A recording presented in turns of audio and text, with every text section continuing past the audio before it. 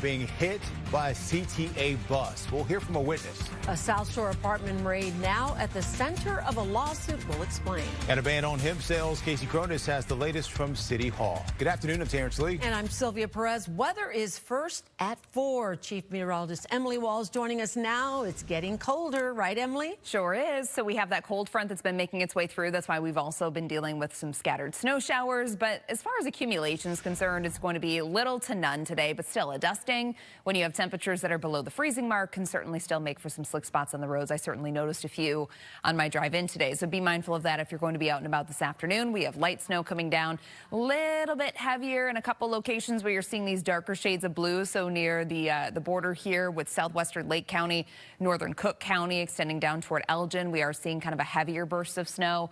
But again, as far as accumulations go, it's just going to be a dusting. Your temperatures out there right now are beginning to drop into the 20s, but tonight we're going to be dropping down into the single digits, if not down to 0 in many locations. In the city, we're going down to about 5 degrees. Wind chill temperatures tonight about 10 to 15 degrees below 0. And then your highs tomorrow are only in the middle teens. I'll have a look at your full forecast coming up. All right, thanks, Emily. And right now, the Major Accidents Investigative Unit is trying to figure out how a woman was hit by a CTA bus. It happened during the morning rush. Tia Ewing talked to a witness who's raising questions about some of the details in this investigation. Yeah, based on what Chicago police has put out, this witness is actually questioning based on what they saw when they were at the scene. This happened at 7:55 this morning in the 7000 block of South Shore Drive. A CTA bus was moving after being stopped when a 42-year-old woman witnessed, or I should say witnessed, a witness there tells me that this woman was running for the bus. Police say she slipped. The woman was then run over. Now, this is the bus in question a mile away from the accident. The woman was hit and died, and the bus driver kept on going. This is where the bus stopped at 67th and Jeffrey Avenue. Again, that is about a mile away from where this original accident happened. Now, just like this is what we know happens when a bus driver is in an accident like this. They're pulled off the job immediately, tested for drugs and alcohol, and is off the job as the investigation is underway. Now, Kina, she described for me what she saw this morning on her way to work. The therapist tried to help, but saw that the woman wasn't breathing. He hit her and kept going. He had to see her. Now, the second bus driver, he was traumatized because he had to call CTA. But like I say, because she was so close to the curb, if I'm getting on a bus and you're stopped, you would have just opened up your doors to let me get on. So if you're standing there and you know I'm trying to get on a bus, how do I slip up under your bus and you just drive off? It doesn't sound right to me. Well, what we do know is that this crash remains under investigation, and the breaking news, it doesn't stop there. We just got this update on a fatal shooting that happened back in September in the South Loop. Quadeja Holly Johnson is now charged with first-degree murder in the death of Romika Blackman. Johnson and Blackman share children with the same man, and we do know that man was also at the scene when the shooting happened. Johnson was initially taken into custody, but then released shortly after the shooting. Johnson is set to appear in court tomorrow at 11 in the morning, and we will definitely bring you any updates as we get them on this story. A very busy day here in our newsroom. Sylvia and Terrence. Yes, thanks for that, Tia. Also developing news, a man is facing charges after an attack at a CTA Blue Line station. Forest Park police say this happened at the Harlem Avenue stop on Monday. 39-year-old Tommy Carter allegedly punched a man in the face and fell onto the train tracks. Police say the suspect spit on an officer as he was arrested. Carter is charged with 1 count of attempted murder and 3 counts of aggravated battery to a police officer. He has 7 previous felony convictions. A deadly crash on I-57. 3 people are dead and at least 5 others are injured. This involved 3 vehicles happening in Calumet Park this morning. Troopers say the first collision happened in the northbound lanes, and then not long after, another vehicle hit 3 people who were standing outside one of the cars involved in that initial crash. Northbound lanes were closed for overnight hours as police investigated. Chicago's Committee on License and Consumer Protection just approved a ban on hemp sales in the city. And this has people talking. Some are all for it. Others are dead set against it. Casey Cronus is live at City Hall with the latest. Casey. Hi, Terrence and Sylvia. In a 10-6 vote, the committee passed that ban, and it will next make its way to the full city council. Those in support of it say this is about safety, while the people against it tell us their livelihoods are on the line. The ban was brought about by 13th Ward Alderman Marty Quinn, who in January stopped hemp sales in his own ward. If approved by the full council, the citywide ban would shut down the sale of hemp-derived products that contain chemical compounds found in cannabis, unless sold by licensed cannabis dispensaries. Those who spoke out against the ordinance say an outright ban would crush mom-and-pop businesses across the city that sell hemp products. Instead, they are calling for responsible regulations, like banning the products for anyone under 21. But Alderman Quinn and other elected leaders are standing by the ban and feel there are bad actors who are endangering customers and kids.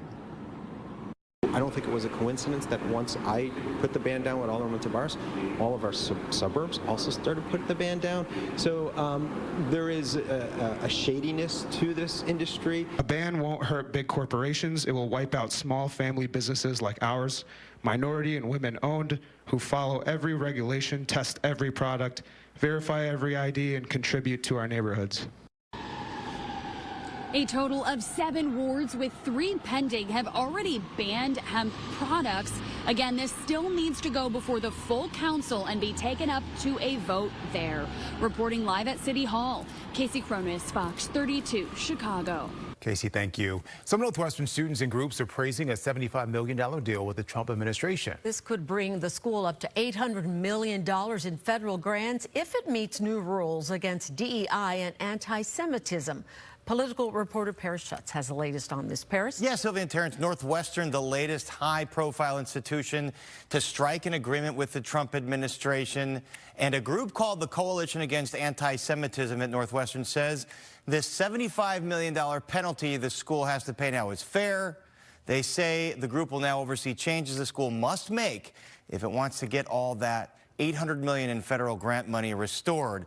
Now, the deal was announced late last week. Beyond the money, Northwestern must disband what's called the Deering Meadow Agreement, and that gave new protections to Muslim students, scholarships, and it was struck after a pro-Palestinian encampment that demanded divestment from Israel.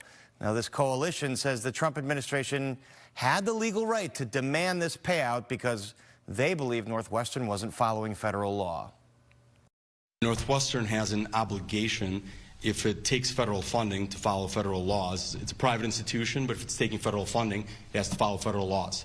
Title VI of the Civil Rights Act of 1964 protects students, this is not new, from discrimination and harassment based on protected characteristics. Northwestern, per the federal investigation, failed in doing that. So the federal government, it would be illegal for the government to continue to do business with Northwestern if it continues to violate federal laws. And part of this continuing to do business means Northwestern must end its DE&I programs, especially as they relate to admissions and hiring. But the decision has split the campus. We spoke with Professor Jacqueline Stevens in the political science department, who likens this money to a hostage ransom or a payoff, and says the university hasn't actually shared the agreement, and there's no guarantee that the school is going to receive that $800 million in grant money that it's already owed. I think the real question is why Northwestern didn't exercise our legal rights, our institutional rights, and sue the Trump administration much earlier instead of waiting and drawing this out and ending up with a deal that turns over Northwestern's policies to federal law enforcement and that doesn't give us any direct information about what exactly is going to be obtained. So all these institutions have taken different routes here to deal with this Trump administration crackdown on higher education. Harvard, as Professor Stevens mentioned, they're sued successfully, but other schools took the route that Northwestern did and decided to cut a deal. Terrence? All right, Paris, thank you. A national organization is suing the Trump administration. Court documents say the Department of Homeland Security and ICE posted a video of an immigration raid at a South Shore apartment. In the video, federal agents arrest several people. DHS says these people were undocumented immigrants involved in drug trafficking and other crimes. But Democracy Forward Foundation says the raid was illegal and the video was edited just for publicity. Now, the demanding DHS released the full unedited video and audio. All right, listen up. Next year is a big deal. It's our nation's 250th birthday. And Illinois is planning events in every corner of the state. Governor Pritzker choosing Navy Pier to preview the many exhibits, tours, performances, and festivals that are planned at museums, historic sites, and cultural institutions in 2026. It will be an opportunity to reflect on the past 250 years, to educate one another, and to tell the stories of the people who made Illinois the best state in the country and America the greatest country in the world. Anyone can get involved in the busy slate of events celebrating the nation's 250th birthday. For more information, visit il250.org.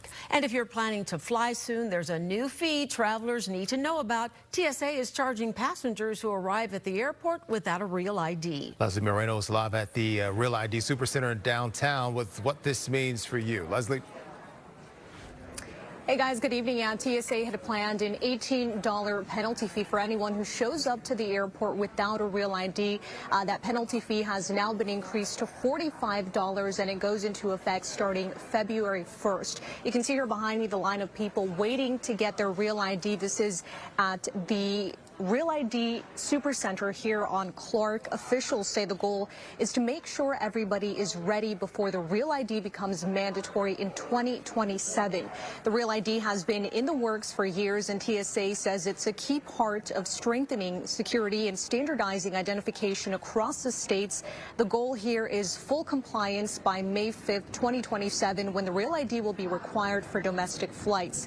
The updated penalties applies when someone arrives at the airport and doesn't have a real ID or a compliant form of identification. TSA says the fee helps cover the additional screening steps required in those cases. Illinois State Secretary says it's making it easier for families to get their real ID by adding more cashiers to its Real ID site, including launching a partnership with the Cook County Clerk's Office to help people get their documents, the documents they need to get their real ID. This partnership means a designated cashier for Real ID related requests, updating the appointment system to designate Real ID specific appointments, and adding phone and email support to help customers directly. This is what we call reducing the time tax. We're cutting red tape, saving people time, and helping them avoid surprise fees. This is government working better for you. So please, don't wait. Get your Real ID today and avoid the expensive and unnecessary federal upcharge. And take a good look at that number on your screen, 312-603-6278. If you have any Real ID questions, you can call that hotline. TSA says it's also working to get the word out early to help avoid any last-minute surprises at the airport. If you don't already have your Real ID yet, you can set up an appointment with the DMV or here at the Real ID Super Site Center on Clark. You can see the line here closes at 5 here. No appointment needed, but you are encouraged to make one. Again, the Real ID will be mandatory starting 2027, and that penalty fee of $45 will go into effect starting February 1st. We'll, of course, have all of this information on fox32chicago.com. For now, reporting live here in the Loop, Leslie Moreno, Fox 32 Chicago. Leslie, thank you. DHS is launching their newest immigration crackdown in New Orleans. We are live in New Orleans on what this could mean for that city.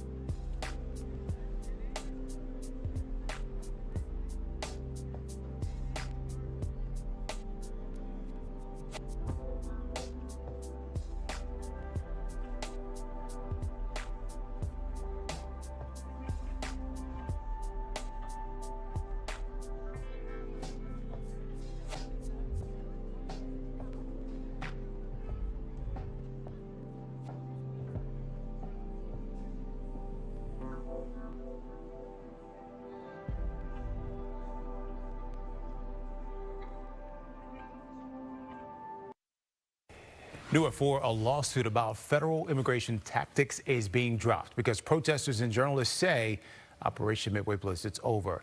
This happened after a federal judge wrote a 200-page ruling that limited how agents can use force. An appeals court also called that ruling too broad. The lawsuit started because agents were accused of using too much force during an immigration crackdown that led to over 3,000 arrests. Body cam footage and testimony showed agents used tear gas, rubber bullets, and physical force on protesters and reporters. The judge said this contradicted the government story. The Trump administration has now shifted its immigration sweep into the southeast. The Department of Homeland Security says federal agents are now in New Orleans targeting people they say were released from jail instead of being turned over to ICE. Sarah Legray is live there this afternoon. Sarah, what do we know about this operation? Well, Sylvia, Terrence, we have been covering this and following this story across several other cities in this country. You know, remember a few weeks back we were there in Charlotte when Charlotte's Web was underway. Now they're taking it here to New Orleans and what the DHS is calling Operation Catahoula Crunch. It's said to be named after the Louisiana state dog, essentially, but we know the feds are zeroing in on these sanctuary city policies. They say they want the criminals out. But guys, I want to give you an idea of the atmosphere here. It is relatively calm. We're seeing a lot of Hispanic communities too. They've been in fear, been in edge since word of the federal operation spread. Some local shops have been closing up for the day too. Some with signs that say no ICE access in this business. Now, one local business leader in the community, she says she's worried about what this means for the economy here. The concern is coming not just from people who are undocumented, but it's also coming from those who have citizenship status, who are permanent residents, who have work visas, and in most cases they're not working at all. So they're communicating with their employers and letting them know, hey, I don't feel safe traveling to and from work. I mean, it's real. The fear is very real. And nonprofits tell me they're even getting whistle kits from activists in Chicago. Now, it's a quick way to let people know if ICE is in the area or detaining anyone. Now, earlier, DHS released mugshots of people they're calling some of the most dangerous criminal illegal aliens who are back on Louisiana streets due to sanctuary policies here in New Orleans. Some of their We're seeing that these criminal illegal aliens are exiting the jails and going back onto New York or Chicago or these other sanctuary streets to re-perpetuate their crimes. We're talking about hundreds of murders, hundreds of sexual predators, drug traffickers, the worst of the worst. These other sanctuary city politicians, they should agree to hand over those individuals, honor those detainers, and then we won't have to flood the zone with our ICE law enforcement.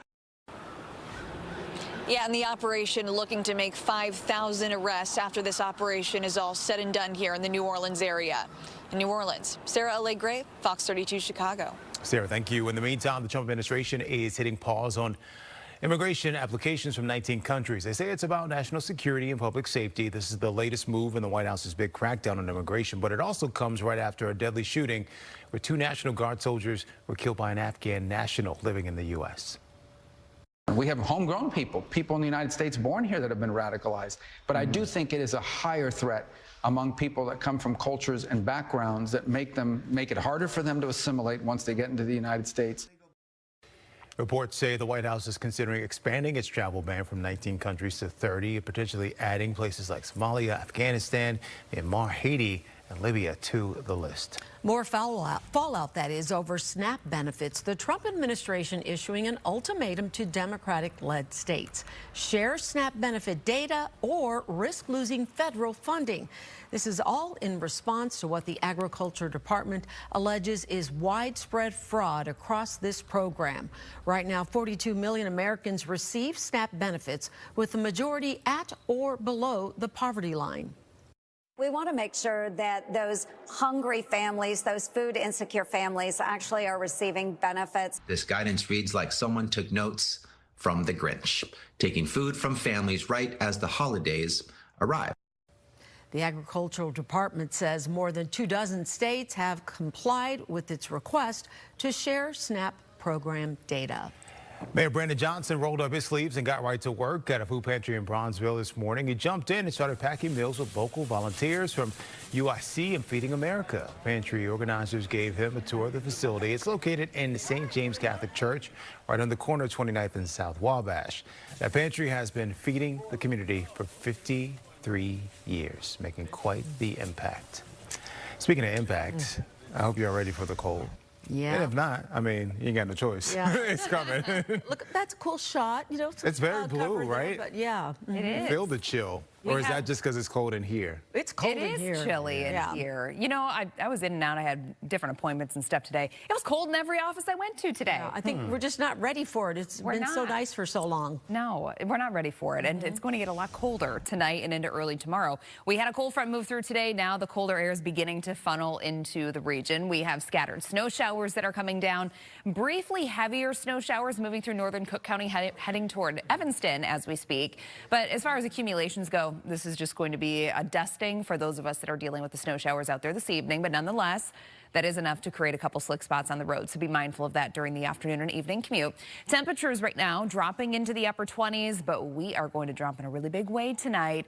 Most areas are going down pretty close to 0 degrees by early morning tomorrow. So let's time things out. Snow showers are going to come to an end during the later evening hours. We could be seeing a little bit of lake effect developing over in portions of northwest Indiana, but a lot of us end up clearing out the skies, and that's what's really going to allow temperatures to cool. Notice by daybreak tomorrow in northern Illinois, a lot of us waking up in the single digits or just barely above that 0 degree mark. But some of our usual cold spots could actually dip a degree, maybe 2 degrees below zero.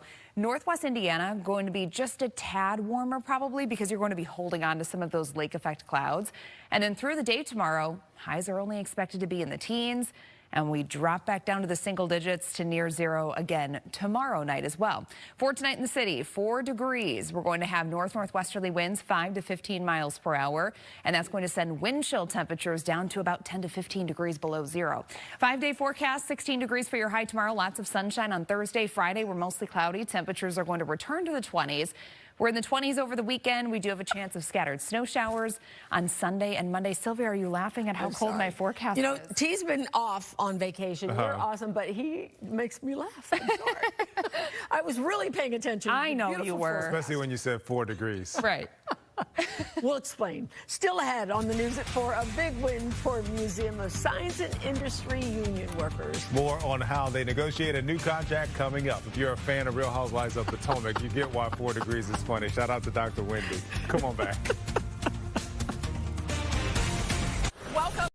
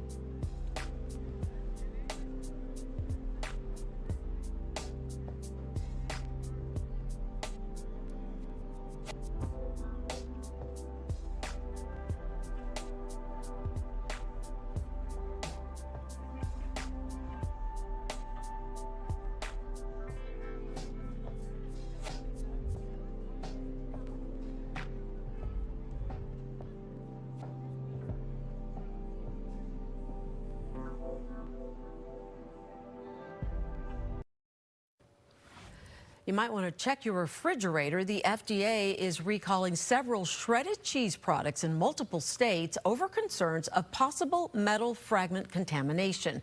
More than 260,000 cases of shredded cheese now being recalled.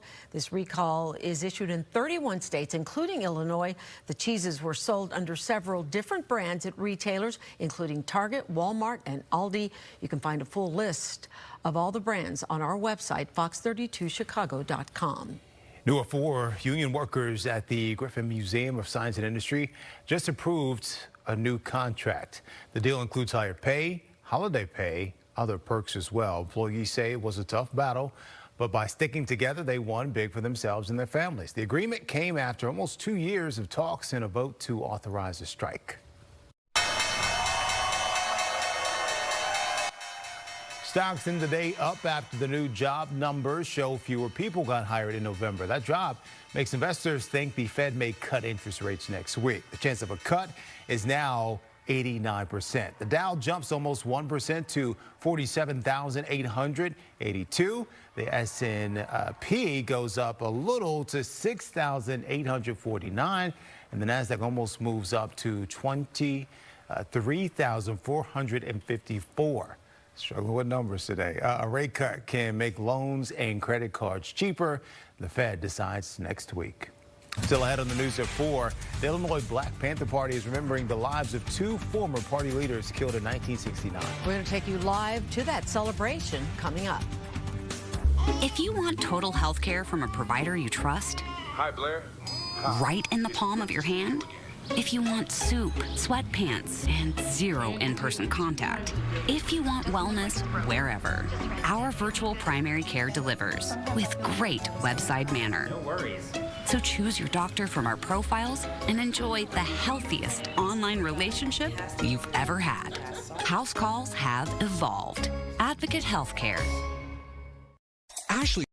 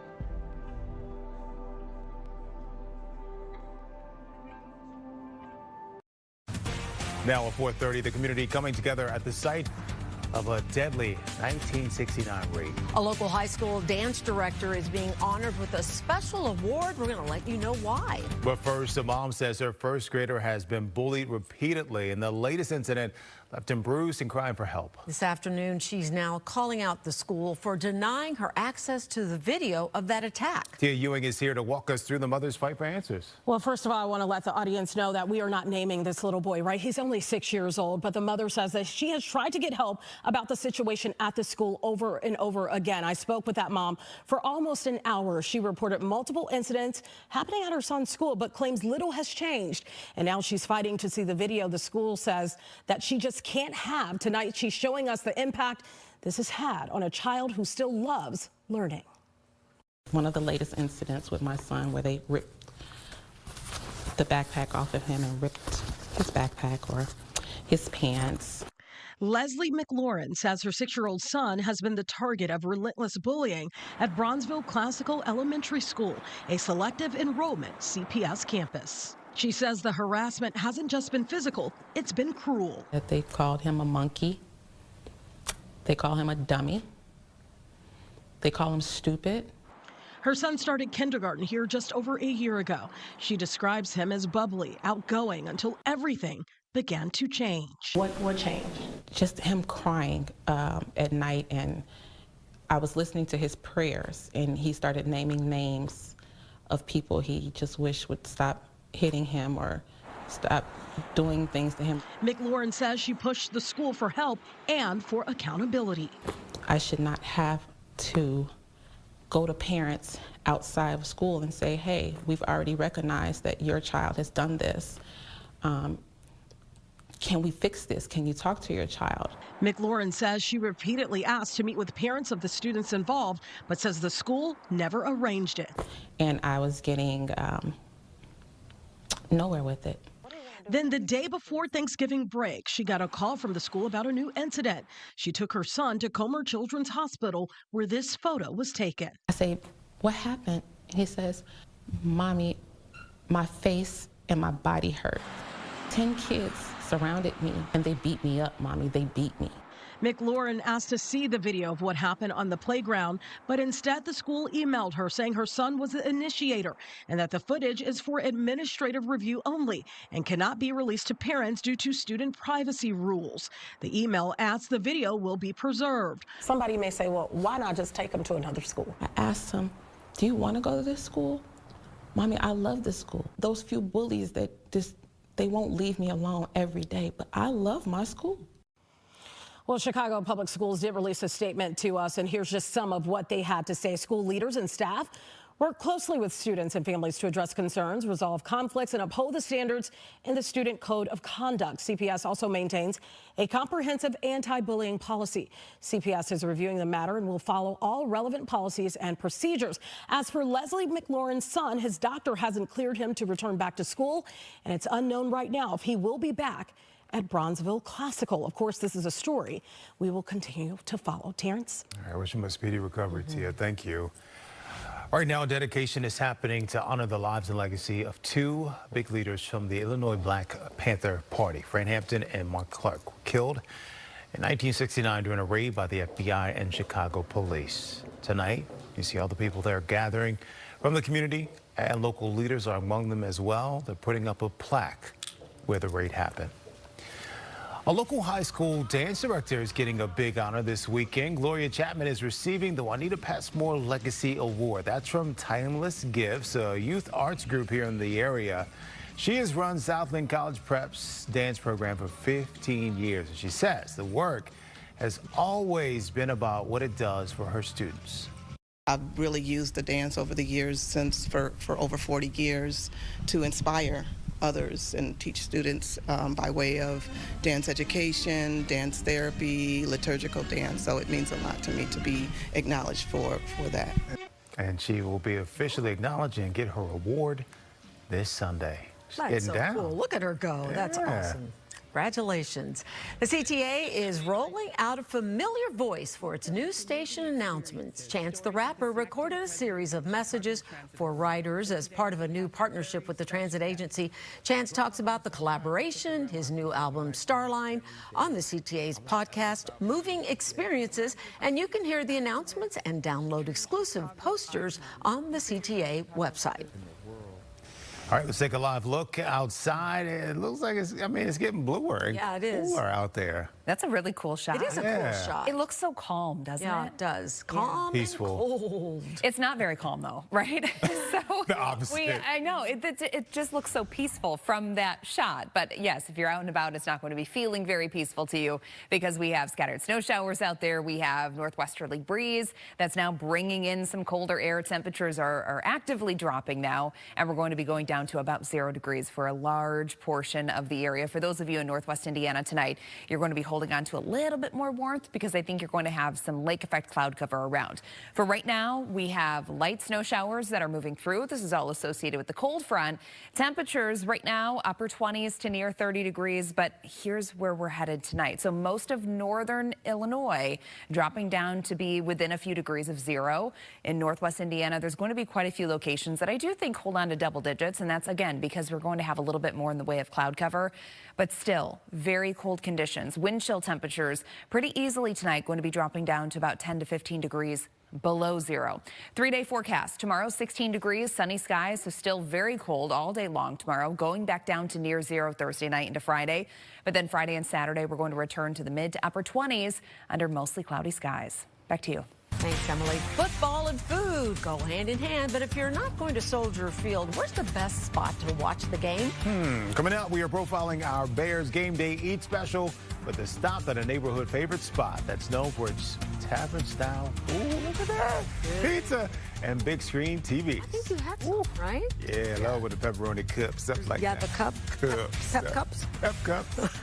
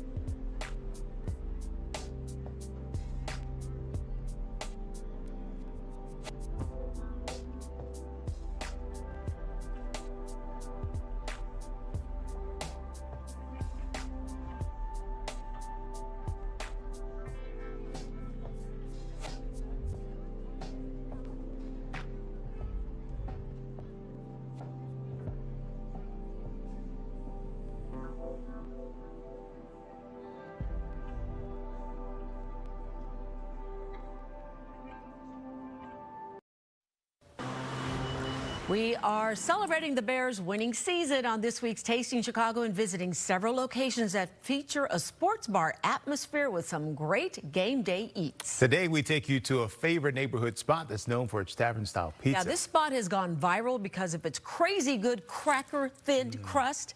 Even the pickiest pizza critics are giving it a thumbs up. Take a look.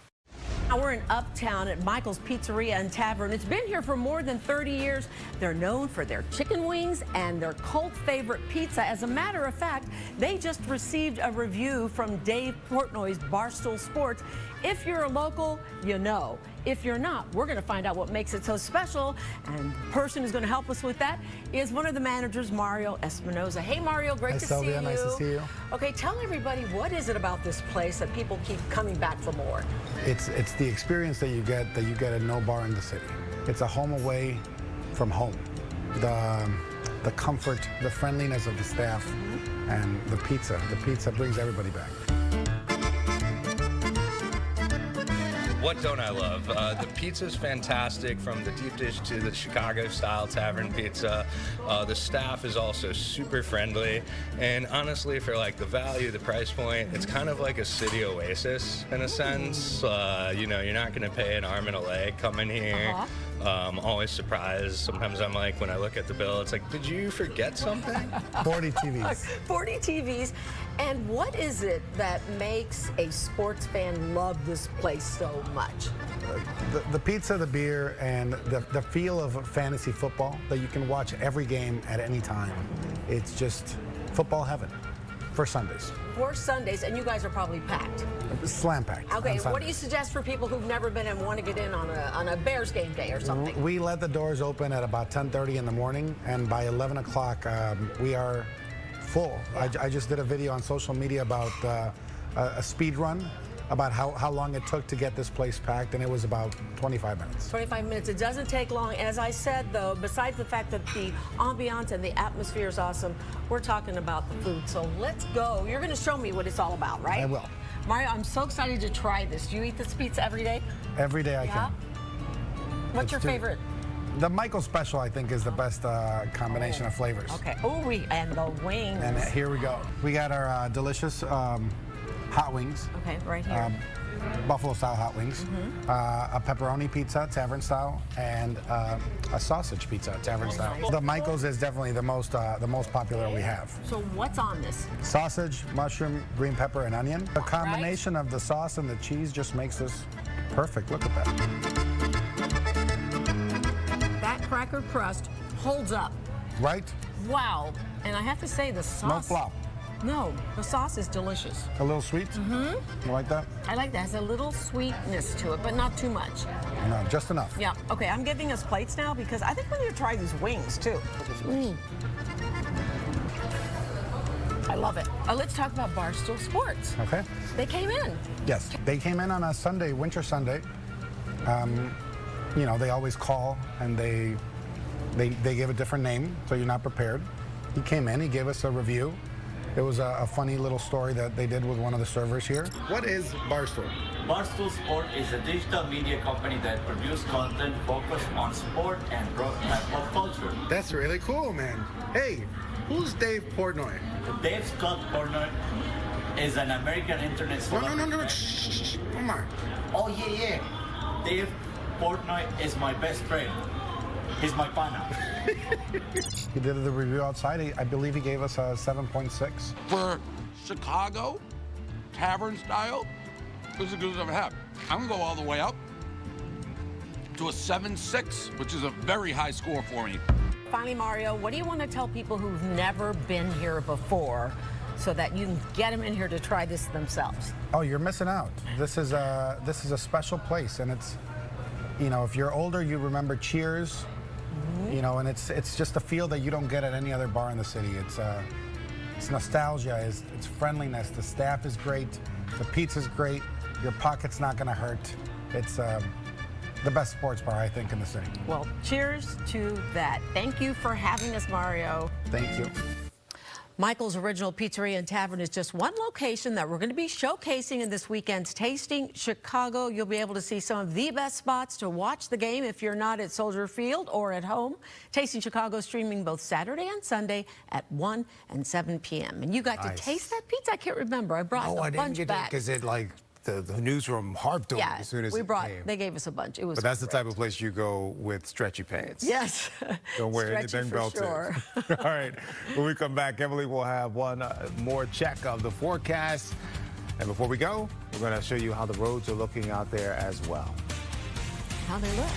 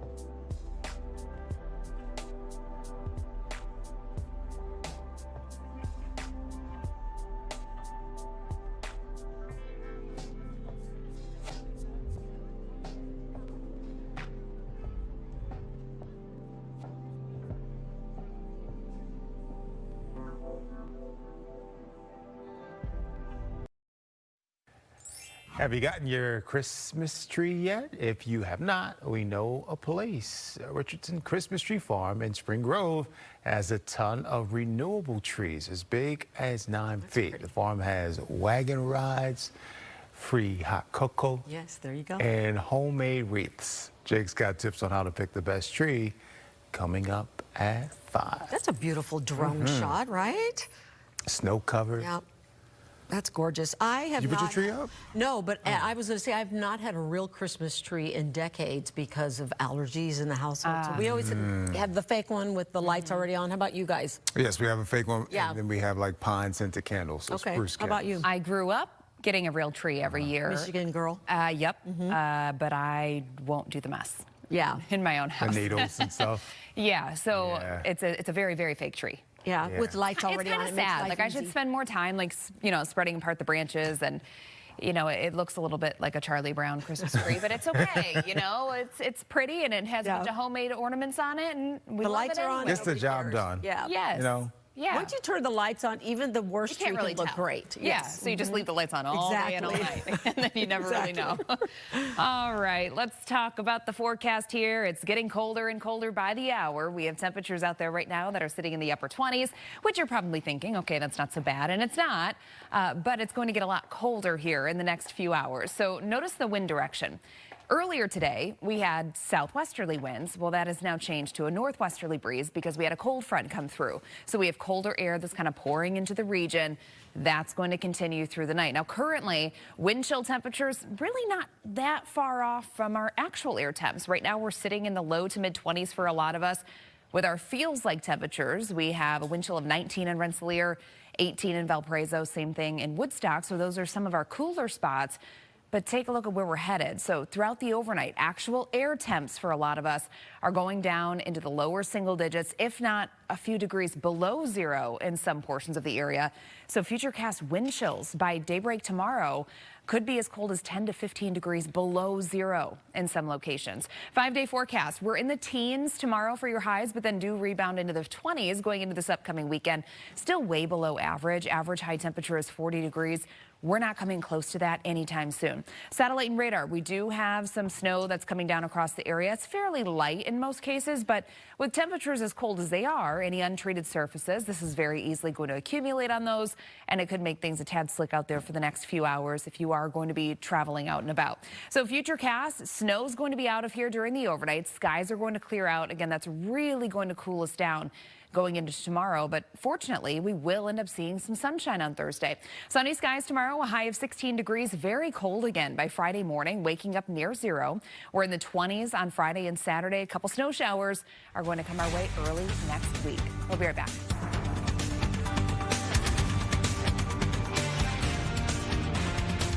Your chance.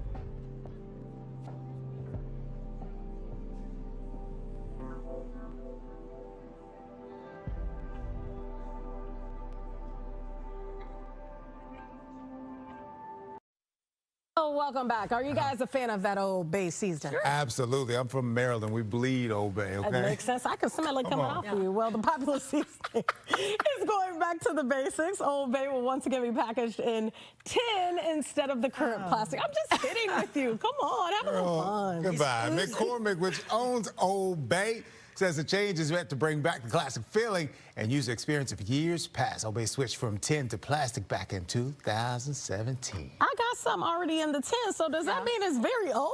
Probably. Yeah, but it never goes bad. That is the kind of thing. That is the kind of thing you keep in your pantry forever. Yeah, I have it in the tin still. Yeah. Whoa, I need to check the date on that. Okay. Okay, it's time to check our Spotify, something we look forward to every year. The annual Wrapped playlist dropped today for users around the world. It provides fun insight into your most listened to artists, genres, and more. So let's check ours. I couldn't find one, so we'll have to check you guys. What was your top spot?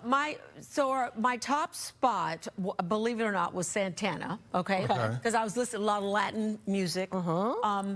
And the most embarrassing thing for me, which you guys heard, number 4 was not Miley Cyrus, but Hannah Montana. The best of both worlds. Yeah. Well, in this case, it's The Climb. It's my inspiration. I love that that's song. from the movie. That's a good song. I love that song, don't you? That's one of her best. Don't you think? What did yours say? Yeah, Hannah. I don't have Spotify. See, I didn't either. See, I use Apple Music. What would yours say? Beyonce. Of course. Yeah. The same. I'm going to go with what he said. By the way, Bad Bunny took the top spot for Global Artist, followed by Taylor Swift, The Weeknd, Drake, and Billie Eilish. Okay. Why are you being so petty? A small business is hoping you'll see its work as a sweet lesson on the history of chocolate. It all started when you told him he's oozing of Old Bay. The North Lawndale Co-op is blending a bold flavor to create handcrafted chocolates. I've even had Old Bay on chocolate. Gabriella Primus has more on how Chocolate Rebellion is selling more than just a treat.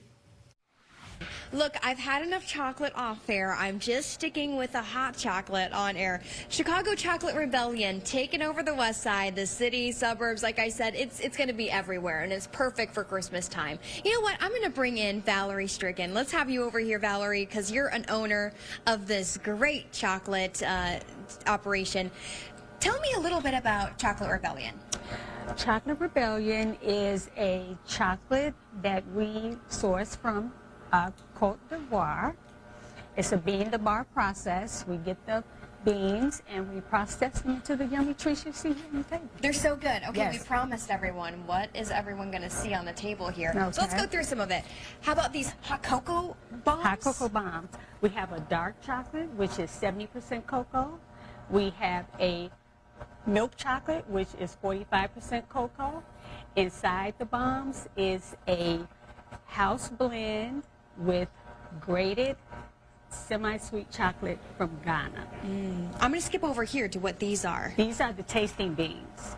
They offer you a sampling of all our chocolate. We have the white chocolate, the dark chocolate, and the milk chocolate. Say less. Yes. I love it. And the bars. Those seem like the star of the show almost. Well, yeah, they are. They're one of the stars. This is the dark chocolate bar, the white chocolate bar, and the milk chocolate bar. Okay, you know what? Perfect stocking stuffer, right? I'm with Whitney, too. Whitney, you have some marshmallows, homemade marshmallows on tap. Let's talk about your work with LCDC and how it's impacting and how proud you are to see this Chocolate Rebellion come to life. That's a phenomenal question. We're just so enthusiastic about the work we're doing with Chocolate Rebellion because not only are we bringing sweet treats and joy to the neighborhood, we're doing it in a way that brings dignity and economic vitality to the community. So we're just so excited. This chocolate I'm drizzling on these lovely marshmallows in front of you is actually from the west coast of Africa, Côte d'Ivoire, which is the #1 chocolate producer in the world. So we're going from places on the west coast of Africa to the west side of Chicago. There you go. I mean, what a better selling point than that, right? Oh, all right. If people want this, you know, maybe for a holiday gift and beyond, where can they find you guys next? And then is there a website they can go to order? Absolutely. So you can find us at the Garfield Park Conservatory, December 20th. It's their Christmas festival, and we'll be there doing a pop-up with our lovely sweet treats for everyone. And our website is chicagochocolaterebellion.com, and our Instagram is Chicago Chocolate Rebellion. Please follow us on Instagram to see where we'll be popping up next. Okay, I cannot wait to get my paws on this. It is so good, guys. It smells great in here. Awesome production going on. We'll have more information on our website, fox32chicago.com. All right, appreciate you hanging out with us at 4. Guys, here's Sylvia and Scott now for a look at what's coming up at 5. All right, thanks you two. Now at 5, O'Hare is booming this year, and that means the massive expansion project might be getting tweaked. The TSA is going to start charging people flying without a real ID. How Illinois is trying to help people avoid those fines. And months after a mother is shot and killed outside of her son's South Loop school, a suspect is facing charges. Thank you for joining us at 5. I'm Scott Schneider. And I'm Sylvia Perez. Dawn has the evening off. All right, let's get right to the forecast because Emily's been talking about this. In fact, we've been building up to it throughout the week. It's been cold and it's about to get colder, right? That's right. It's going to get a lot colder tonight. So we had a cold front move through previously today. We're still dealing with some snow showers associated with that frontal boundary. And for the most part, it's been fairly light out there, but occasionally we're seeing some light to moderate snowfall rates. So just be mindful if you're going to be out and about here the next few hours that you could be running into a few slick spots on the area roads. Any untreated surfaces are going to become a little slick out there with these flurries and light snow showers. Temperatures, this is a little bit of a different story here. So right now, it's not so bad. A lot of us are sitting right around 30 degrees. Wind chill temperatures are currently in the low to mid 20s. So again, not too bad just yet. That's going to change though. So the next 48 hours around here, look at how temps are going to plummet tonight. So by daybreak tomorrow, we're waking up just a few degrees above zero in the city of Chicago. But for those of you in our usual cold spots, places like DeKalb, Aurora, Woodstock, wouldn't be surprised if you're actually waking up a few degrees below zero tomorrow morning. We'll have wind chill temperatures as cold as 10 to 15 degrees below zero early on Thursday. Plenty of sunshine tomorrow, but your temperatures are only warming into the mid-teens, and then it gets even colder going into your Thursday night. Those details coming up. Breaking news tonight. We've got an update for you on a fatal shooting that took place in September in the South Loop. Quadasia Hawley Johnson now charged with first-degree murder in the death of Romika Blackman. Johnson and Blackman share children with the same man who was also at the scene. Johnson initially taken into custody, but then released shortly after that shooting. Johnson is set to appear in court tomorrow morning at 11 a.m. We're also following new details in an attack at a CTA Blue Line station in Forest Park. A man with 7 felony convictions is facing first-degree murder charges tonight. Prosecutors say this man, 39-year-old Tommy Carter, was harassing a man with an intellectual disability, repeatedly asking him for $1. When the victim reportedly told Carter he didn't have any money, he allegedly punched the man, forcing him to fall onto the tracks near the third rail, just as a train was pulling up. Police say the conductor did manage to stop the train in time. The victim survived, but both of his knees are fractured. Right now, the Major Accidents Investigative Unit is trying to figure out how a woman was hit and killed by a CTA bus. This happened during the morning rush on South Shore Drive. A CTA bus was moving after being stopped when a witness tells us a 42-year-old woman started running after the bus. Police say she slipped and was run over. The driver reportedly kept going. He hit her and kept going. He had to see her. Now, the second bus driver, he was traumatized because he had to call CTA. But like I say, because she was so close to the curb, if I'm getting on a bus and you're stopped, you would have just opened up your doors to let me get on. So if you're standing there and you know I'm trying to get on a bus, how do I slip up under your bus and you just drive off? It doesn't sound right to me. When an accident like this happens, the bus driver is pulled off the job immediately, tested for drugs and alcohol, and is off the job as the investigation continues. A deadly crash shuts down I-57 for 8 hours this morning. It happened in the northbound lanes in Calumet Park. Police say it all started when 3 cars crashed just after midnight. No one was killed in that initial crash, but a 4th car crashed into 3 people who were standing outside one of the vehicles involved in the first crash, killing them. 5 other people were injured. No word on any arrests as of now. Chicago's Committee on License and Consumer Protection has approved a ban on hemp sales in the city. It's something that has drawn both fierce support and also criticism. Casey Cronus is live at City Hall with the latest on this. Casey? While the hemp ban passed committee 10-6, it still needs the support of the full council to take effect across the city. Those in support of the ban say this is about safety, while the people against it tell us their livelihoods are on the line. This comes ahead of a federal hemp ban that is set to take effect next November. The local ban was proposed by 13th Ward Alderman Marty Quinn and 23rd Ward Alderwoman Silvana Tabares, who have stopped hemp sales in their own wards. narcotics. If adopted by the full council, the citywide ban would shut down the sale of hemp-derived products that contain chemical compounds found in cannabis unless sold by licensed cannabis dispensaries.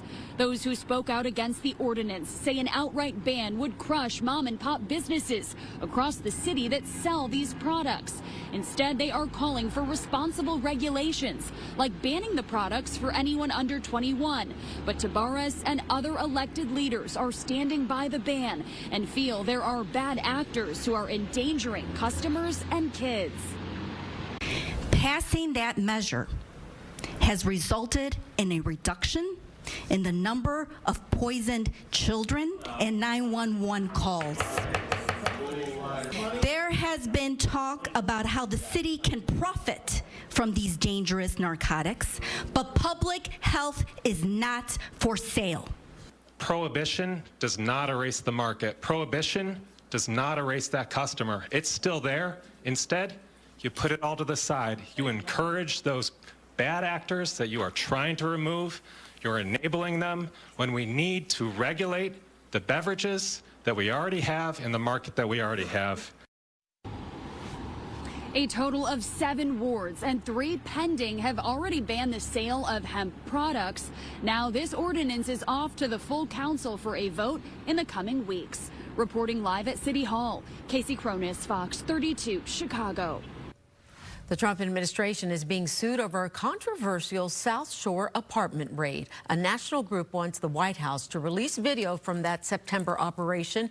DHS later posted a dramatic clip of the arrest saying about 36 undocumented immigrants were detained, some believed to be tied to drug or weapons crimes. While the ICE raids in Chicago are over, there are reports of planned immigration enforcement in the state of Minnesota. The White House wants to target the Minneapolis-St. Paul area, home to the largest Somali American population in the country. According to the Census Bureau, most are naturalized U.S. citizens, but hundreds of others are here with temporary protected status, which the president wants to end for a long list of countries. And let's be clear, it means that American citizens will be detained for no other reason than the fact that they look like they are Somali.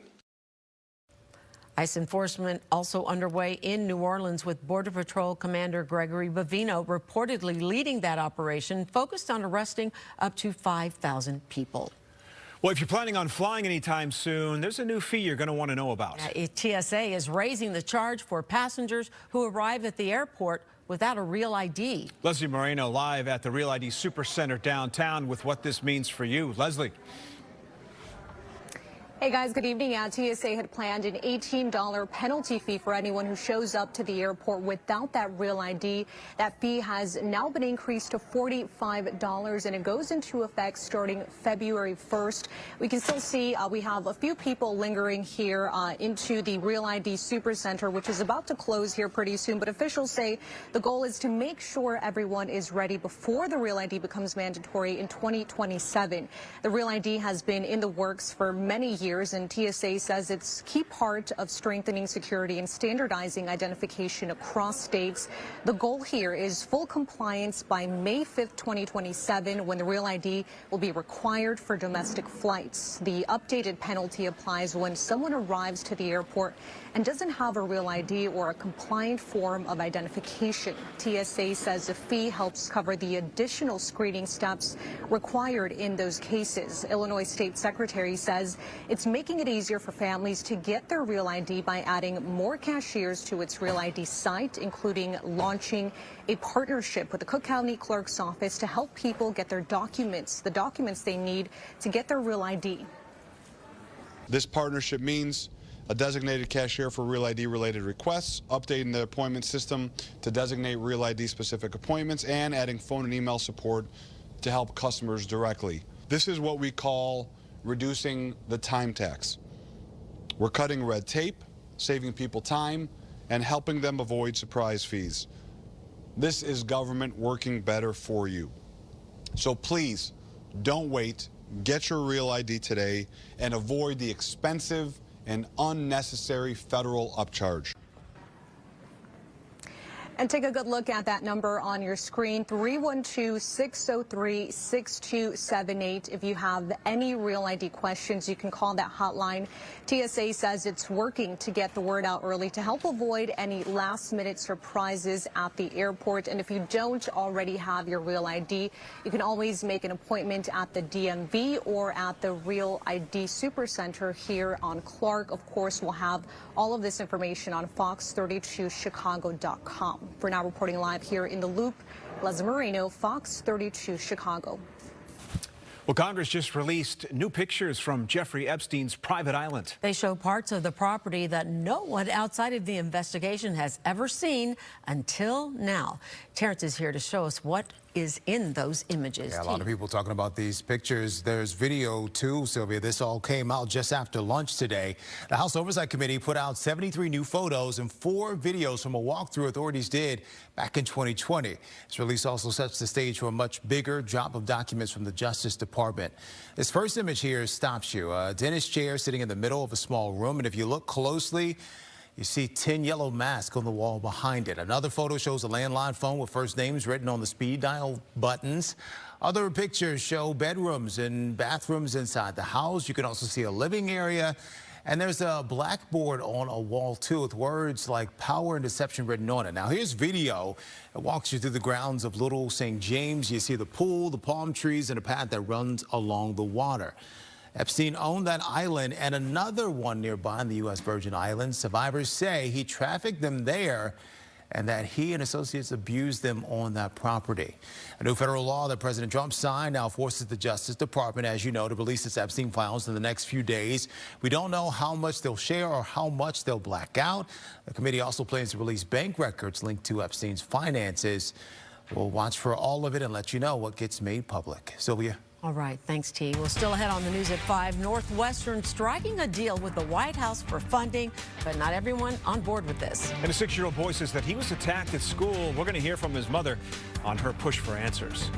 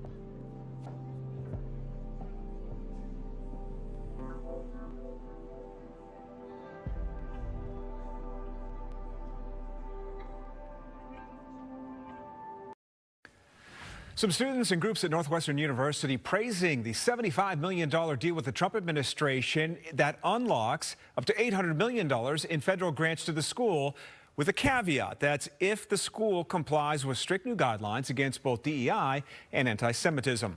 Political reporter Paris Schutz has more. Yeah, Scott, a group called the Coalition Against Anti-Semitism at Northwestern University is praising this deal where Northwestern has to pay $75 million to the federal government in return for unlocking up to $800 million in grants for research and other academic programs. Also part of this, they have to take down the so-called Deering Meadow Agreement that gave some advantages to Muslim students with scholarships and came about as a result of a Palestinian encampment on campus that was calling for divestment from Israel. Now, the anti-Semitism group praised the deal, saying they hope that Northwestern follows the letter of the law. Northwestern has an obligation, if it takes federal funding, to follow federal laws. It's a private institution, but if it's taking federal funding, it has to follow federal laws. Title VI of the Civil Rights Act of 1964 protects students, this is not new, from discrimination and harassment based on protected characteristics. Northwestern, per the federal investigation, failed in doing that. So the federal government... And also part of this agreement, the school must end DE&I programs, especially as they relate to admissions, policies, and hiring. But the decision is split the campus. We spoke with Professor Jacqueline Stevens, who likens it to a hostage ransom or a payoff, and says the university hasn't actually shared the agreement. There's no guarantee the school would receive that $800 million in grant money that it was already owed. Northwestern didn't exercise our legal rights, our institutional rights, and sue the Trump administration much earlier, instead of waiting and drawing this out and ending up with a deal that turns over Northwestern's policies to federal law enforcement and that doesn't give us any direct information about what exactly is going to be obtained. So Northwestern, the latest high-profile institution to cut a deal with the federal government. Remember, Columbia struck a deal for $200 million, but Harvard took a different route. They sued successfully. Professor Stevens mentioned that that was the route she hoped Northwestern would go. We did reach out to the office of Northwestern President Henry Beenan, but we did not get a response. Scott? Paris, thank you for that. A suburban man pleading guilty tonight in an attack on Jewish students at DePaul University last year. Adam Irkan, who you're looking at, was sentenced to 2 years probation along with 100 hours of community service. The 20-year-old originally facing 7 felonies, including 4 hate crime charges in the attack, but reached a misdemeanor deal last month. Prosecutors say the 2 Jewish students were peacefully advocating for Israel. Before the attack, both men were seriously injured. Peace talks on the Ukraine war just fell apart. A planned meeting with President Zelensky got canceled with no clear explanation. Cancellation happened hours after the president's special envoy and son-in-law sat down with Vladimir Putin in Moscow. They talked for 5 hours and left with no agreement. A Kremlin official said Russia feels safe on the battlefield, then walked that comment back. The U.S. team left Moscow and returned to Washington without briefing Ukrainian leaders. That move leaves a gap in this process and leaves people wondering what happens next. Listen to how officials describe the main holdup. The big sticking point appears to be that eastern boundary of what's going to be the border between Ukraine and Russia. That's always going to be the hardest thing for the Ukrainians to figure out what they can give up. Ukraine needs our support more than ever. We all want the bloodshed to stop, and I strongly welcome President Trump's continued efforts to end this war. Fighting continues in eastern Ukraine, and Russia is gaining ground. U.S. officials say they see a small path forward even with these delays. The next round of talks could set the tone for any future deal. Scott. All right, Terrence, thank you for that. There is growing controversy tonight over the Trump administration's alleged drug boat strikes in the Caribbean. A new report finds the Pentagon knew there were survivors on the Venezuelan ship in September after the first strike, when they launched a follow-up strike, killing everybody on board. In an Oval Office press conference today, President Trump said he is open to releasing video of that second strike. He also says more strikes are in the works. Meanwhile, Defense Secretary Pete Hegseth also under fire for using the Signal messaging app earlier this year. The Pentagon's watchdog finding that he put U.S. personnel and their mission at risk when he did so back in March. That's according to 2 AP sources. He used the chat to share sensitive information about a military strike on Houthi militants in Yemen. The Atlantic's editor-in-chief was inadvertently added to that chat group. All right, the other big story tonight is the weather. It is not getting warm anytime soon. Any of us hoping for a little bit of snow melt, we're just going to have to be patient, Emily. You're going to have to be patient because the next time that I see temperatures going above the freezing mark isn't until Wednesday of next week. So we have 7 days until our next chance of being above the freezing mark. Here's a look at your radar right now. We had a cold front move through today, still dealing with some scattered snow out there. It's fairly light, but still with temperatures dropping below freezing. Of course, any untreated surfaces very easily going to become a little slick out there with that dusting of snow. Temperatures are currently sitting in the upper 20s to low 30s. We have that northwesterly breeze bringing in that cooler air. Futurecast wind chill. This is what it's going to be feeling like by the time we step out the door early tomorrow morning. Some locations could be experiencing wind chills as cold as 5 to 10 degrees, maybe even 15 degrees below the 0 degree mark. Early tomorrow morning, actual air temperature is going to be right around 0 in the city. We're going down to about 4 degrees, and we could be just a tad warmer across northwest Indiana. That's because of a little bit of cloud cover. 25 degrees, mostly cloudy on Friday. Clouds stick around into the weekend, and we have a chance of snow early next week. We'll be right back. Welcome.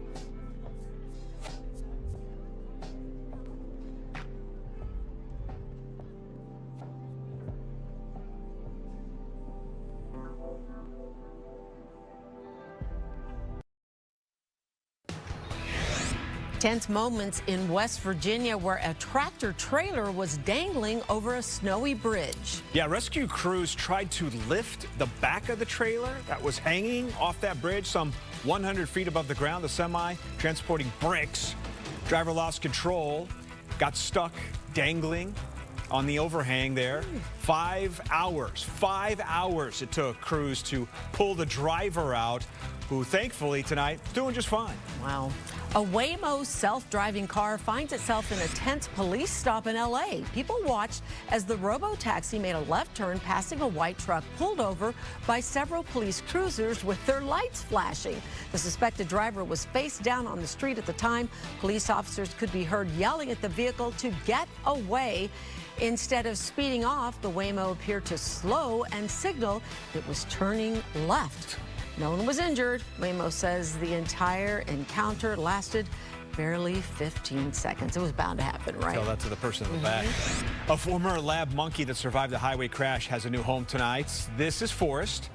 He will live out his days at the Popcorn Park Animal Refuge in New Jersey. Forrest, one of those 21 monkeys. We've been following this story for a while. It was in a truck. The truck overturned in Mississippi. 3 monkeys escaped, 2 eventually killed. But Forrest remained on the loose until finally being found. And a missing engagement ring is found in the Gulf of Mexico. A woman named Cassie and her husband were checking their crab traps in Siesta Key, Florida, the night before Thanksgiving when her ring slipped off. She immediately took to Instagram, Facebook, and TikTok. A scuba diver saw one of Cassie's posts, drove from St. Petersburg, got into the water in the middle of the night, and began searching. It literally was, combing the sea floor, my nose to the floor. And there was a remora that showed up. Remoras are usually associated with sharks, and then there was a hammerhead shark down there, and I think his buddy was with him. So I saw that, and as soon as I saw the ring, it was like right after that I saw the ring, my heart kind of stopped. So thankful I met Captain Joe and that he's so talented with the scuba tank. I love serving people, and this was something I was willing to do for them. At least give them a little bit of hope and take a stab at it. Super cool. Not only did Captain Joe find that ring, he also found 2 new friends. He says Cassie and her husband are great people, and he believes they will stay in touch for a very long time. Sylvia, we love animals around here, especially party animals. This was Thanksgiving weekend. Last Friday night, a raccoon got a bit heavy-handed at a liquor store in Virginia, sneaking in through the ceiling and then knocking down bottle after bottle and passing out. You can't make this stuff up. It happens, and people just don't realize it. And I actually gave my officer a high five. I was like, fantastic. I wish we had little handcuffs to put on him, Pretty good responses on social media, including if I get reincarnated, there will be signs. Altogether, the raccoon broke 14 bottles, totaling $250. After a little bit of a nap at a shelter, they released the little guy, probably with a bit of a hangover. But the good news, gonna be okay. Wow. Hurt me the most because my wife was real sick, and when they took the pension, they also took the health care coverage and all but $10,000 of my life insurance. Oh my God. So I sold the house, sold the property I had, and we made it through. My wife died 7 years ago. Since then, I've been trying to reestablish myself. And you're working here how many days a week? I work 5 days a week, 8 hours a day. This man's story in Michigan touching the hearts of millions. This is Ed Bombas. He's 88 years old and a veteran, but he still has to work full-time after losing his pension. He retired from GM in 1999, but when the company went bankrupt in 2012, it discontinued his pension. His wife died 7 years ago, and to pay for her medical care, he had to sell their home. A TikTok influencer tipped him $400 and set up a GoFundMe page, which has now, are you ready for this? It has raised more than $1 million in less than 2 days. Warms your heart, right? People are generous of spirit. Wow. All right. Still ahead at 5. So many music icons have played at Ravinia, right? Now you can own a piece of that history. We're going to let you know how you can buy parts of the stage that legends have performed on. I'm Luke Ellis. Bears-Packers rivalry is relevant again, and the Bears talk about it in their own words. And Brother Rice beat St. Rita in September. Tonight, Rita gives Rice the safety during the Class A title game. We'll have highlights for the state title and Southwest side bragging rights in sports.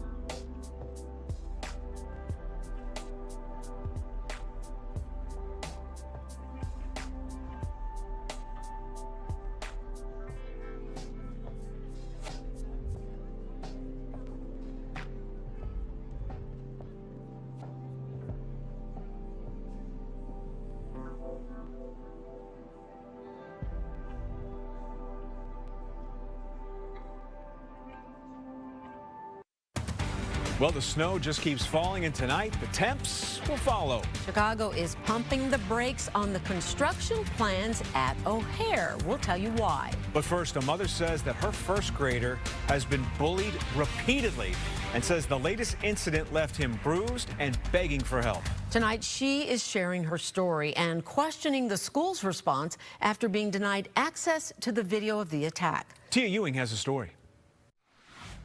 One of the latest incidents with my son where they ripped the backpack off of him and ripped his backpack or his pants. Leslie McLaurin says her 6-year-old son has been the target of relentless bullying at Bronzeville Classical Elementary School, a selective enrollment CPS campus. She says the harassment hasn't just been physical, it's been cruel. That they called him a monkey. They call him a dummy. They call him stupid. Her son started kindergarten here just over a year ago. She describes him as bubbly, outgoing, until everything began to change. What changed? Just him crying at night, and I was listening to his prayers, and he started naming names of people he just wished would stop hitting him or stop doing things to him. McLaurin says she pushed the school for help and for accountability. I should not have to go to parents outside of school and say, hey, we've already recognized that your child has done this. Can we fix this? Can you talk to your child? McLaurin says she repeatedly asked to meet with parents of the students involved, but says the school never arranged it. And I was getting nowhere with it. Then the day before Thanksgiving break, she got a call from the school about a new incident. She took her son to Comer Children's Hospital, where this photo was taken. I say, what happened? He says, Mommy, my face and my body hurt. 10 kids surrounded me and they beat me up, Mommy, they beat me. McLaurin asked to see the video of what happened on the playground, but instead the school emailed her saying her son was the initiator and that the footage is for administrative review only and cannot be released to parents due to student privacy rules. The email adds the video will be preserved. Somebody may say, well, why not just take him to another school? I asked him, do you want to go to this school? Mommy, I love this school. Those few bullies that they won't leave me alone every day, but I love my school. Yeah, very tough situation for that mother to be in. Now, Chicago Public Schools did release a statement to us, and here's some of what it had to say. School leaders and staff work closely with students and families to address concerns, resolve conflicts, and uphold the standards in the Student Code of Conduct. CPS also maintains a comprehensive anti-bullying policy. CPS is reviewing the matter and will follow all relevant policies and procedures. As for Leslie McLaurin's son, his doctor hasn't cleared him to return back to school, and it's unknown if he will be back at Bronzeville Classical. Of course, this is a story we will continue to follow. Scott? All right, Tia, thanks for that. O'Hare is having a great year. Flights up 10%, the most out of any other major airport in the country. But that success could spell trouble for expansion plans. Chicago has been planning to build a global terminal and other terminals over the next few years. We've talked about this repeatedly. It means closing down Terminal 2 to make it all happen. But now, because they're so busy out there, they just can't afford to lose Terminal 2 to construction. There's 43 gates there. So in that transition of building a new global terminal, we could end up with fewer gates than we have now as construction is underway. And that's tricky stuff at an airport where we're splitting from the seams already. Plus, there's all that construction when you're driving up to drop somebody off. Yeah. City planners are considering making changes to the $8 billion project in order to avoid shutting down all the gates. Originally, the global terminal was going to be built first because United and American, which are paying for the bulk of construction, wanted it pushed up. But the city now wants to build one of these satellite terminals first, then the global terminal.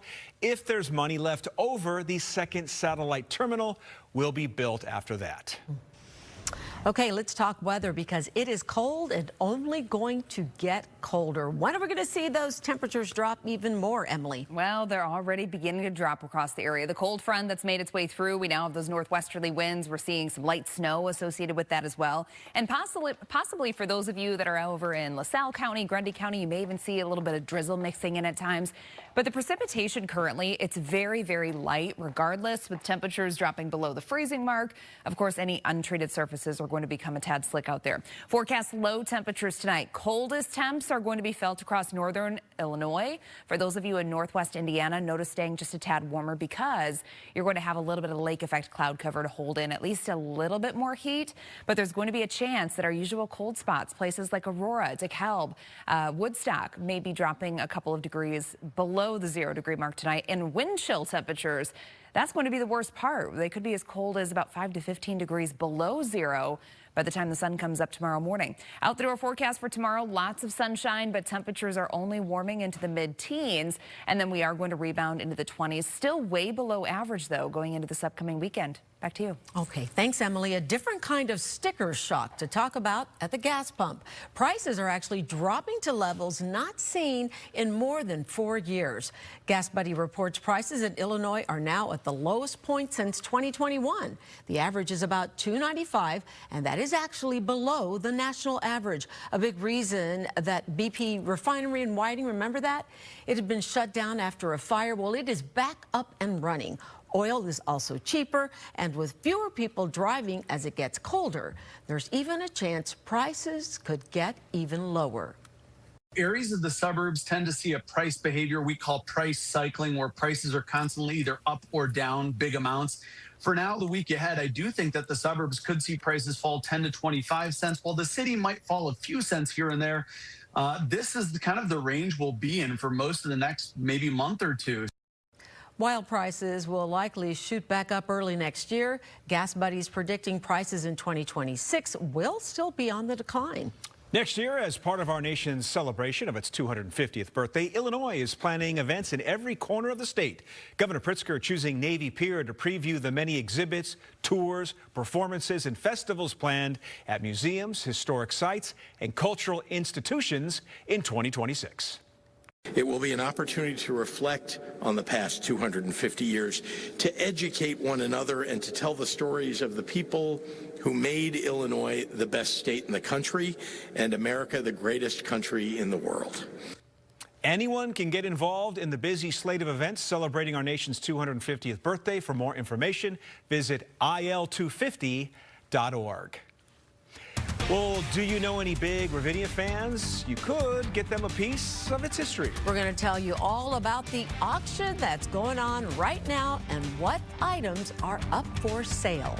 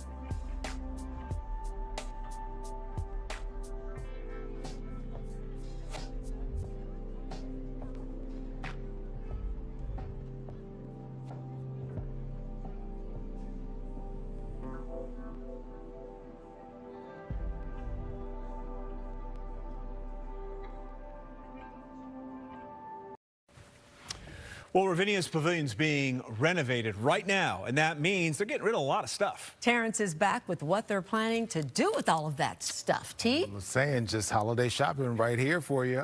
They're not just throwing it all away. Instead, Ravinia is offering people the chance to own a piece of history. There's an auction happening until Sunday. Here's some of the items you can buy. There are vintage seats, the Chicago Symphony Orchestra musician's mailbox, and Ravinia also took wood from the stage to make new items like a conductor's table and rings. The table is one of a kind, but there are 93 of the rings available. They're $320. You can also just buy a framed stage piece. Those are $1,200. If you buy a piece of Ravinia stage, you are buying a piece where Aretha Franklin stood, where Pitbull stood, Kygo, the Chicago Symphony, Yo-Yo Ma, Chicago, all the greats. James Taylor was just here this last year, who's graced the stage is pretty remarkable. And to own just a little piece of history and put it on your bookshelf or have that as a conversation piece, I think is priceless. The money will go toward Ravinia's Setting the Stage campaign, which aims to revamp Ravinia's indoor and outdoor venues before its 125th anniversary in 2029. This is only the first collection of items. More are going to be coming out before the pavilion reopens in July. If you want to get anything you saw there, go to the website on your screen, ravinia.org/reclaim Ravinia. Sylvia, the ring will make a good gift for someone who maybe wants to propose to someone they took on a date to Ravinia. I don't know, just throwing out ideas. I am going online to take a look. Thank you, T. A South Suburban High School dance director is receiving a huge honor this weekend. Gloria Chapman is the newest recipient of the Juanita Passmore Legacy Award, given out every year by Timeless Gifts, a local youth performing arts program. Chapman has been the director of Southland College Prep's award-winning dance program for 15 years. She says she cares most about the impact that dancing has on students' lives. I've really used the dance over the years for over 40 years to inspire others and teach students by way of dance education, dance therapy, liturgical dance. So it means a lot to me to be acknowledged for that. Chapman will officially get her award on Sunday. Hey, if you need to get your Christmas tree, you might want to wait until after tomorrow to venture outdoors. Yeah, going to be pretty brutally cold out there. Emily has the deets in her full forecast after the break. I'm Lou Canellis. Bears and Packers ready to write another chapter to the NFL's oldest rivalry. We will hear from each team. Ben Johnson, Matt LaFleur. These guys weren't around for the start of this rivalry back in 1921, but guess what? They're not even friends. Johnson's even taken a shot at LaFleur, and they both know about the huge stakes. We'll hear from each head coach next in sports.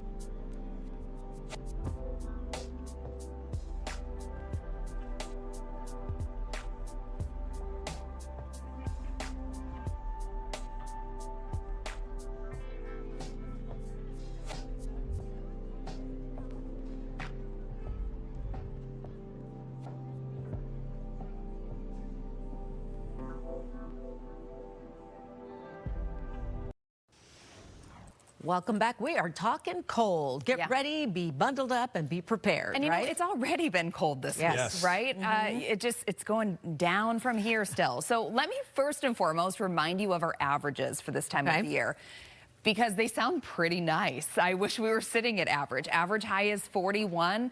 I don't have 40s in my forecast for the next week. In fact, I don't have a temperature above the freezing mark until Wednesday of next week. So it's staying very cold. We have a cold front currently moving through. That's why we have these scattered snow showers that you see. And also, for those of you in the far southwestern sections, places like LaSalle County over into Grundy County, you can see that pink shading showing up. There's a little bit of freezing drizzle beginning to mix in as well. So with temperatures, of course, below the freezing mark, we're going to be dealing with at least a few slick spots out there on any untreated surfaces. Temperatures right now sitting in the upper 20s to low 30s. We have winds becoming northwesterly, and it's not terribly breezy out there, but throughout the overnight, we're going to be seeing winds 5 to 15 miles per hour. That's going to send wind chill temperatures down to about 5 to 15 degrees below zero by daybreak tomorrow morning. Wind chill temperatures right now, they're in the teens to mid 20s. So again, it is still very cold, but it's going to get a lot colder here. So futurecast wind chill temps, this is taking us through tonight, very quickly dropping into the single digits. And then by early tomorrow, I have the clock stopped here around 6:30, 7 a.m. or so. And you can notice that the worst of it is likely going to be across northern Illinois. That's because we're going to have clear skies later on tonight. That's going to help to allow more heat to escape, so your actual air temperatures are dropping down to close to zero, within a few degrees of that. Northwest Indiana is going to be staying a touch warmer, possibly in the upper single digits to near 10 to 12 degrees for some spots. So wind chills aren't quite as extreme in Northwest Indiana as what they're expected to be across northern Illinois. Again, 5 to 15 degrees below zero is what it's going to be feeling like when we wake up tomorrow morning. 4 degrees, that's the overnight low in the city, but we're going to see some of those usual cold spots, places like Aurora, DeKalb, Woodstock, I think very easily going a few degrees below zero tonight. 7-day forecast tomorrow, sunny skies, 16 degrees. That's all we're going to get tomorrow, so very cold. 25 degrees on Friday, and that's after another very cold start with temperatures pretty close to zero. Then we're going into the upper 20s going into this upcoming weekend. We do have a chance of a couple stray snow showers early next week. All right, it's been the most played matchup in pro football since 1921. Football's longest-standing rivalry escalated this past January. New Bears head coach Ben Johnson took a shot at Packers head coach Matt LaFleur. Stakes are high. Green Bay can move into first place with a win. Bears-Packers, the next chapter, in their own words. I know this is the toughest division of football right now. I've got tremendous amount of respect for the coaches and the players in this league. And to be quite frank with you, I kind of enjoyed beating Matt LaFleur twice a year. Do you have beef with Coach Johnson? I was waiting for this. I don't know Ben Johnson. It's a good team, man. They're playing good football right now. They've really come on, especially these last 3 games. This defense, I think I said it yesterday, it might be the best defense we've seen all year. So all hands on deck. I mean, I know it's hatred.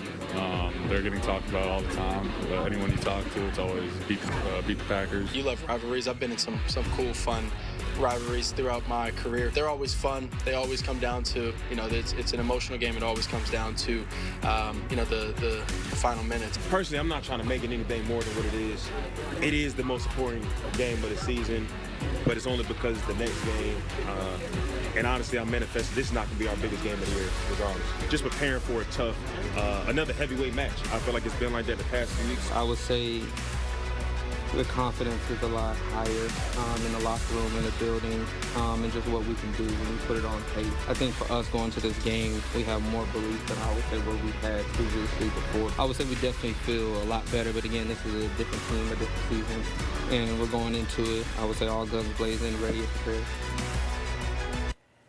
All right, Bears lead the NFC North, but Green Bay is the favorite to win the division. Bears won last season's final game in Green Bay. They haven't won back-to-back games against the Packers, though, since 2007. Bears conversation continues on Chicago Sports Tonight. David Haw of The Score, my good friend, he's also at CHSN. He joins me tonight to talk Bears, Packers. And does anyone think Indiana can beat Ohio State in the Big Ten Championship? Sorry, Hoosier fans, I don't think so. We'll ask the Big Ten Network's Howard Griffith after the news at 9:30 here on Fox 32 Chicago. Blackhawks lost to Vegas in a shootout last night, but this is the talk of the NHL. Connor Bedard with an unbelievable goal there on the rush. Man, his wrist shot is a bullet. Bedard going inside out on Shea Theodore, creating space for himself, and then he goes top shelf, his 17th goal, 38th point this season. Blackhawks have struggled, but not Bedard. This guy's having a great season, tied for 4th in the league in goals, 3rd in points, 5th in points per game. Bedard named the NHL's 3rd star of November with 23 points in 14 games. IHSA football today. Class 7A state final, Brother Rice and St. Rita. Late in the first, St. Rita down 7-0, punting from its own end zone, but a safety is called. I want you to take another look. The punter, Saul Ruiz, puts his knee down to get the snap. St. Rita trails 9-0. Fourth quarter, same score. Rice on the Rita 9. C.J. Gray hits a wide open Colin Goggin in the end zone. Rice shuts out Rita 16-0 for its first state title since 1981. We'll have Class A championship highlights between Mount Carmel and Oswego on the news at 9. Bulls try snapping a 4-game losing streak tonight. They'll host the Nets. Kobe White, Kevin Huerter, and Noah Essengay all out. Giannis Antetokounmpo wants out of Milwaukee now. A resolution could happen in the coming weeks, but I think you should look for something to happen closer to the February trade deadline. And the White Sox have reportedly signed pitcher Anthony Kay to a 2-year deal. Kay spent the past 2 seasons in Japan. We're back right after this. Stream.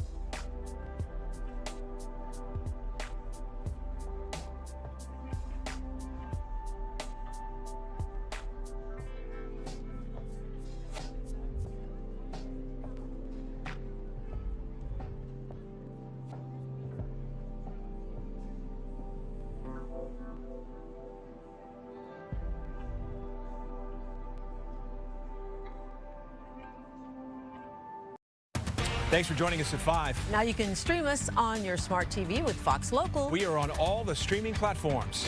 Bye.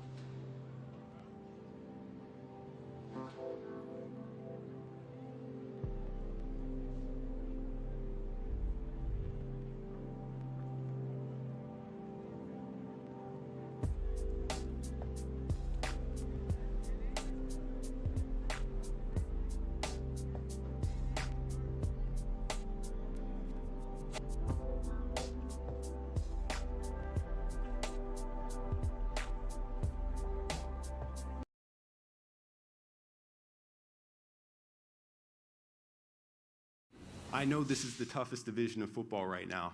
I've got tremendous amount of respect for the coaches and the players in this league. And to be quite frank with you,